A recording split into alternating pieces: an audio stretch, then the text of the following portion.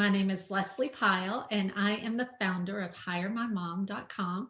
And today I'm excited to have Kristine Schwartz with me. She is a business coaching consultant, and she's going to share all the things about being a business coaching consultant to help you, whether you're in the job seeker world or whether you're a small business owner. So, welcome, Kristine. Thank you for joining me.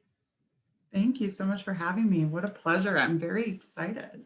Yeah. So tell us a little bit about you and how you got your start. I know you were sort of an accidental entrepreneur. This wasn't really the path you originally selected. So tell us about that. Sure, absolutely. I was in the corporate world. So I was in corporate retail for a long time and working my way up the corporate ladder, as most say. I went back to school. It was one of those scenarios where you want to keep promoting yourself. And so I I took a job, and at which point they said, sorry, there's no room really to grow in this position. And I said to myself, okay, well, I'm going to go back to school. So I went and got my MBA and my MAM. And during that period of time, I continued to work for this billion-dollar business, and they had a conglomerate. And so at that point in time, I said, okay, I'm going to try to get another job and move my way up the ladder. And I did. I started working in project management. And then from there, again, I had graduated, and I said, okay, it's time for a promotion or a raise. Like, I got to pay my bills off. And they're like, yeah, sorry, retail's not doing so hot right now. There's no room to grow. So I said, okay, I'm going to take another job. I had a great mentor at the time, and he said to me, Kristine, if you stay in a job for more than 2 years, he's like, you're going to get stale. He said, if no one's going to promote you, you have to figure out a way to promote yourself. I said, okay, that's great advice. So I took his advice. And when they weren't able to give me a raise after I graduated, I ended up going back to the original company I worked for in that conglomerate and took a marketing role. And so I was a marketing manager for a couple of years, and everything was going great. And like you said, I kind of fell into this space. I was laid off. And when you give everything you have to a company, as I'm sure a lot of your listeners know, when you work so hard and you put your heart and soul into a company, and you watch it grow and you watch it evolve, and then it gets ripped out from underneath you, and you ask yourself a million questions, and you look at it as rejection, and it's very difficult.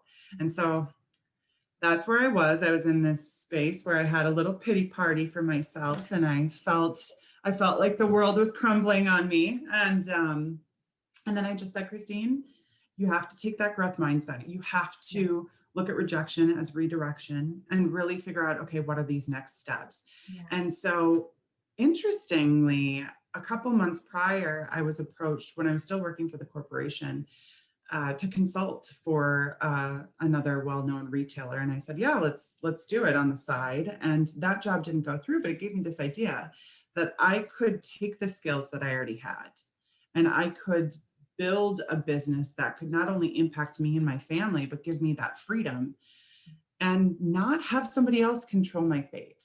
Right. And everything feels so safe when you work for somebody else. And sometimes if you're in that space where you've had that level of rejection, you're able to take it and learn a lesson and actually create something new and different to impact. So I said to myself, I'm going to create this business. I called it Reinvent Your Hustle. And the original focus was to help women that were laid off and really get them into a space of where they can feel empowered and they have the tools to create their business. It took me forever to figure out how to do all of this stuff. I knew I could make it easier. And so I built this business to really help. Now it's service-based female entrepreneurs, but it's been a journey, and I'm so excited to be able to share this story. Yes. And I know that will speak to our job seeker moms or the females that are in our audience, because number one, a lot of them are in either the place of, like, I had an email just this morning from someone I know personally who said, I've just lost my job. She's, 20 plus year career because of COVID. And she goes, I worked partly remote. Now I want to work fully remote. I want to learn about, how to reinvent myself for this fully remote, so you're speaking right to that person, as well as the one who perhaps was a stay-at-home mom for a season, and now they need to reinvent themselves as a whatever passion they want to pursue, whether it's social media, virtual assistant, or whatever, but they sort of have to reinvent themselves, you know. And I think it's important to know, you know, all those years being a stay-at-home mom, they don't have to be considered wasted years as far as experience, because I've seen some amazing resumes where they pull out all the things they did in those years, whether it was volunteer or whether it was just taking care of everything that has to be taken care of in a house. I mean, that takes organization, that takes efficiency. You know, there's a lot of things that you can pull from your years of being a stay-at-home mom and turn that into experience and do it very in a professional way that doesn't look hokey. But it's all about Mhm. reinventing yourself and taking what you did and applying it to your future. Absolutely. And I'll add to that. There's something that I love to, you may have heard of it, unfair advantage. When I work with my clients, I always say, no matter what you do, somebody else may be selling what you're selling, somebody else may be doing what you're doing, but you have to remember you have unfair advantages based on your experience, based on where you've come from. Being a stay at home mom, you have learned so much about taking care of your family. You have learned so much about empathy. You've learned so much about juggling and balance, and there's so many different attributes that you gain in that space. And so no matter where you're coming from, the lesson is no matter where you're coming from, you have your own unique journey and experience. And so you absolutely can say, well, you know, I was in retail my whole life. And so because of that, I really understand the customer experience. And that is an unfair advantage that you bring to the table, along with the credentials, right? Yeah. So looking at it from that perspective, you know, some people, maybe you had grown up with a really diverse, you've grown up with you know, not having food on the table or worrying where your next meal was. Or maybe you grew up with a really diverse, you know, culture around you, or you were able to immerse yourself into those types of scenarios. That gives you a whole different view of the world, which makes you completely relatable in different ways. So I 100% agree with that. Yeah. 100%. Yeah. And it's just sometimes talking to someone like you to help them get those wheels turning and look at all of those experiences as a positive instead of, oh, well, Hmm. I didn't really do anything. Yeah, you did do a lot of things. You just have to look Hmm. at it in a different way. So, Exactly. okay, my next Exactly. question is, what does growth mindset mean to you? Mm. Okay, so we touched on this a little bit. Growth mindset, what I feel like growth is really looking at not playing it safe.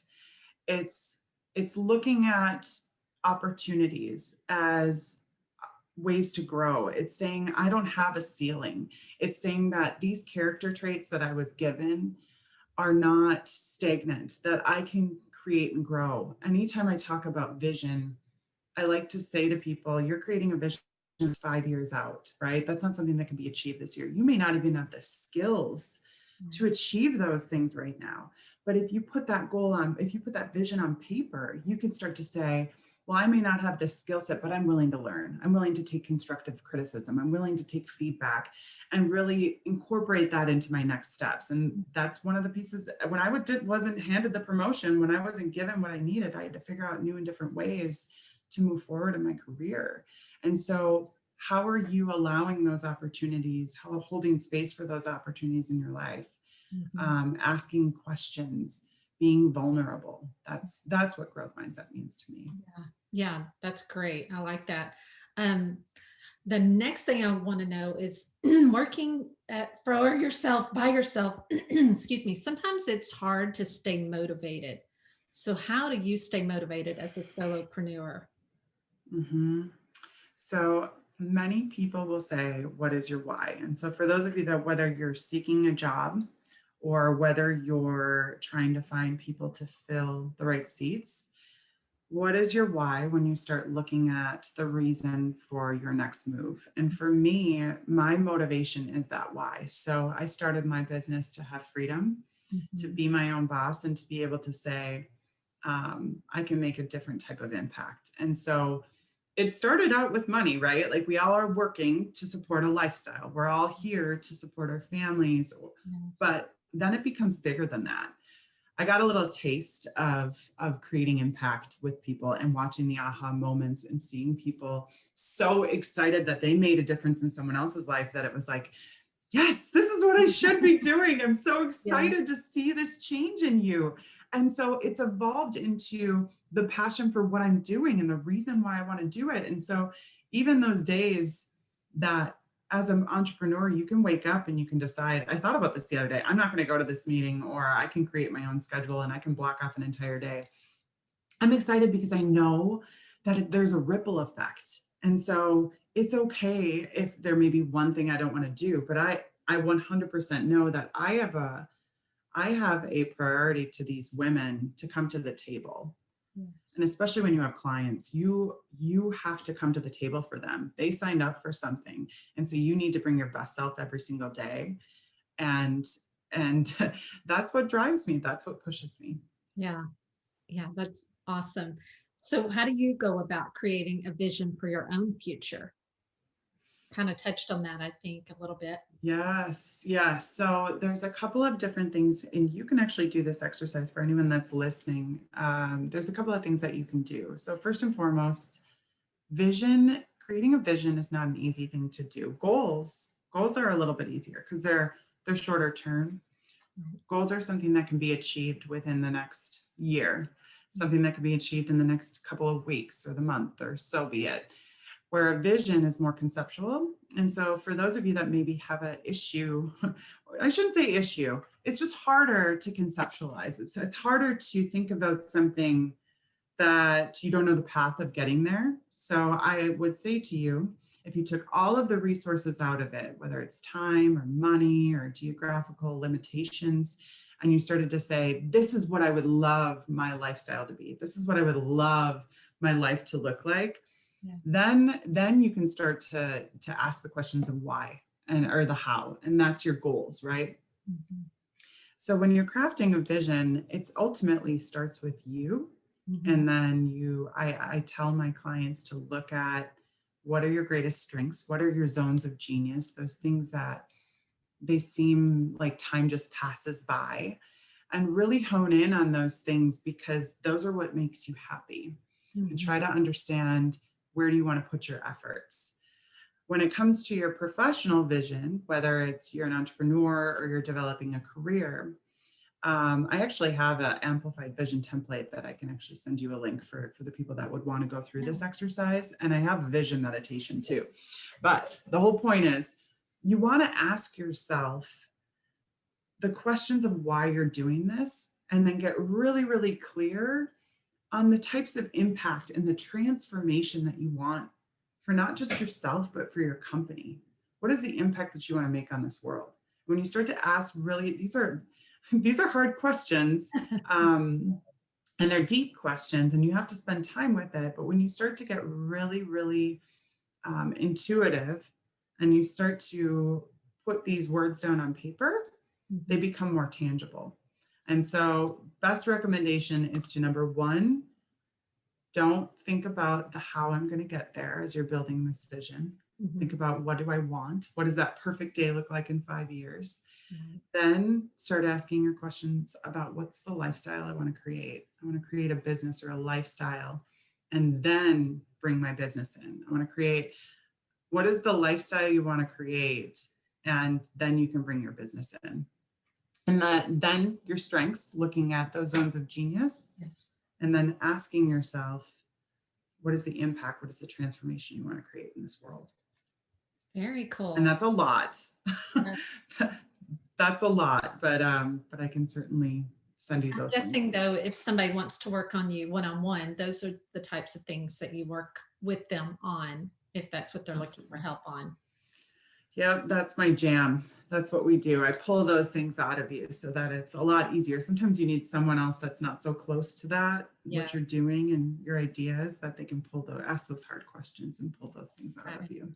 Yeah, I think that's really good advice, because sometimes we can't see the forest for the trees because we're so zoned in. We can't see the big picture that other people can, or help us get to that big picture as easily. Mm-hmm. Absolutely. Great. Kristine, this has been really helpful advice and information. So if someone wants to learn more about you or get to know more about your services, how can they do that? Yes, absolutely. I am at reinventyourhustle.com. They can find me on Instagram at reinventyourhustle. Like I said, if you want to dive deeper into your vision, I have lots of different resources to do that. Even if you don't want to jump on a call, that's totally fine. And so I'll certainly provide you those so you can put them in the links. Yeah, absolutely. And we'll link to your website in the comment section below as well.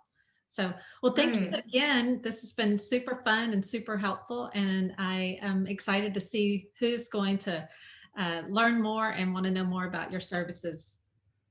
Thank you so much. I appreciate the opportunity.